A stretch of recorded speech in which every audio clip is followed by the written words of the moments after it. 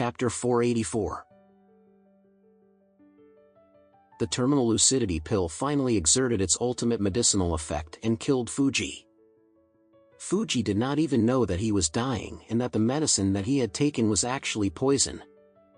Kwam hurriedly pushed the car door open at this time as he yelled at the other family members who were about to board the other vehicles and said, "Dad has been poisoned. The magic medicine that my brother brought back is poisonous." When everyone heard his words, they felt as though they had just been struck by lightning. A large group of people swarmed towards his Ferrari, and the family doctor also hurried over to check at this time. It did not matter how you look at it because the old man was obviously dead. At this time, Fuji's expression was extremely distorted and terrifying. His complexion was black and his eyes were bloodshot with blood oozing out of them. His mouth was wide open and he died an extremely miserable death. The family doctor stepped forward to check on Fuji and he said in a trembling tone, "The chairman, he's really dead. He really died of poisoning." Was the magic medicine really poison? The members of the Suki family felt as though they were all frozen in place at this time. If the magic medicine was poison, then they would have suffered a heavy loss. Right now, the chairman of Suki Pharma was dead and almost all the cash belonging to Suki Pharma had already been remitted to the other party. What was even worse was the fact that more than 70% of this money was from bank loans. This way, Suki Pharma would take more than 8 to 10 years just to repay their loan to the bank in the future. How could there possibly be any chance for a rapid development now? It was conceived that the future of the Suki Pharma was already bleak at this time. Kwam had a very gloomy expression on his face. However, even though he was very sad over his father's death, he was also feeling a little excitement in his heart. This was because he knew that his brother, Yan, would never be able to threaten his position again in future. Not only would he be unable to threaten him, but Kwam could also issue an order to kill him.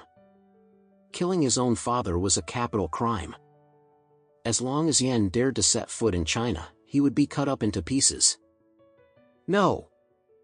Even if he chose not to return to China, Kwam would send someone out to hunt him down and kill him. As he thought about this, Kwam had a cold expression on his face as he said, "My brother, Yan, must be the one who planned to harm and kill my father. We can never forgive him for doing such a rebellious thing." The folk customs of China were very similar to those of Japan. In the traditions of these two countries, killing a person's own father was the biggest crime that anyone could ever commit. Therefore, Kwam gritted his teeth and said, "No, I, Kwam Suki, officially announce that I will give a cash reward of 5 billion yuan to anyone who can kill Yan Suki for his rebellious crime of murdering his own father. I will also temporarily take over the position of chairman of Suki Pharma for the time being. Please spread the word to all the gang members in China and anywhere else that Yan could possibly be hiding." 5 billion yuan was approximately $50 million and it was a huge amount. Even though Suki Pharma had just lost $15 billion and suffered a huge financial loss, it was still a world-renowned pharmaceutical company after all. Therefore, even if the journey ahead would be very difficult, Kwam felt that it was worth spending 5 billion yuan in exchange for his brother's life. This 5 billion yuan would definitely be enough incentive for all the Chinese gangs to hunt Yan down. As long as Yan was dead, Kwam would naturally end up as the official chairman of the company without any competition at all. At this time, Yan's assistant was frightened to death and he quickly ran away from the airport in a hurry while no one was paying any attention to him.